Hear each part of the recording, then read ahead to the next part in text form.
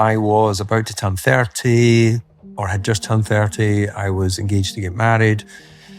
I was in London. I was, the aircraft that I normally used was, let's say, booked at 2:00 or something. I woke up early, asked my office to move the flight time, but they couldn't for whatever reason. And I was like, well, get me another plane, a bit needy, a bit whatever. They find another aircraft. I could leave Farnborough late morning. I went there, arrived, aircraft, it was belonging to David Murray, who was a Scottish entrepreneur. He owned Rangers Football Club at a certain point. And a Scottish flag on the back. I thought, oh, that's kind of nice, being nationalistic and what have you. Said hello to the pilots. Got on board, and an hour later, we were crashing in Lyon with a single engine failure.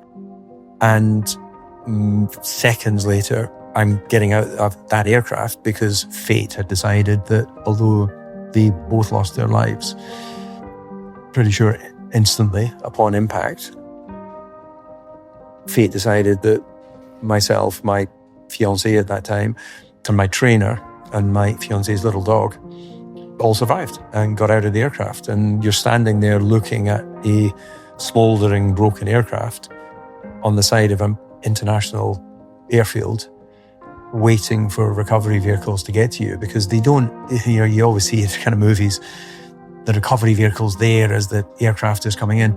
There was no assumption the plane was going to crash on a single engine landing.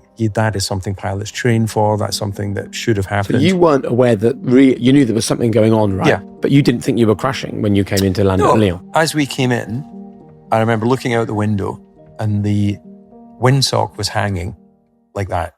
And we were at the tree line, obviously some way away from the side of the airfield. And I went, even if we crash now, we'll be fine. Because with the single engine, the fire warning had gone off. The pilot closed down the engine. We knew we were in an emergency. Had the pilots told you what was going on? The pilots didn't initially. Right. And then maybe after several minutes, because I could see into the cockpit. It was a Lear 35. And I'd grown up around small aircraft, so I'd taken controls when I was younger. So I had basic flight knowledge without ever having a pilot's license. So I knew that the engine had been switched off. I knew it was the left engine because I was sitting in front of it. And I knew we were on a single engine approach just by the throttle. The co-pilot eventually turned around. I didn't want to disturb them at that moment. Me going up and saying, all right, lads, how we go. Let them do their job. And when they've got something to say, they'll say it. So eventually the co-pilot informed those single engine, we're going to land at Lyon. And I was reassuring Heidi, who was my partner at that time, and Andy, it's fine. These guys train for this all the time. Obviously going to slow down our journey to back to Monaco, but it's going to be good. And then obviously it happened, and bizarre things that stick out in your mind. I remember handing the dog out to Andy, who was a fit trainer, and I remember him kind of tossing it away like one of the best rugby players you've ever seen, tossing a ball to his teammate, and this little dog kind of flying through the air. It was a little Maltese terrier. And I remember looking out the aircraft because it was kind of nose up, and obviously the fuselage was gone, thinking, God, that's bizarre. And then helping Heidi out at the aircraft with Andy, and then us getting away from the aircraft as this little dog jumping in the long grass, right, trying to make its way back to the aircraft. It was slightly bizarre. And anyway, after, I don't know, a minute or so, the police arrive. And I asked the policeman straight away, the first thing he asked was passports. We are launching YouTube memberships, and it's live right now. Be the first to access episodes before anyone else. Get behind the scenes footage, get emojis, get badges. Be a real part of the high performance community. Hit join below or head to our channel homepage to find it and go pro with high performance.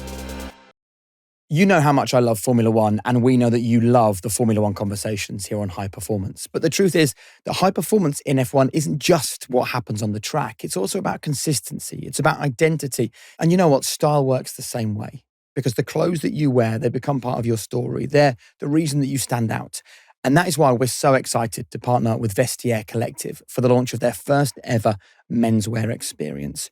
You can now find a curated selection of standout menswear. That's Cartier watches, Louis Vuitton bags, Gucci sneakers, Burberry jackets, all available at up to 80% off retail. And it also goes the other way. If you think it's time to change up your wardrobe, you can sell your own pre-loved treasures with low fees while giving them a new lease of life.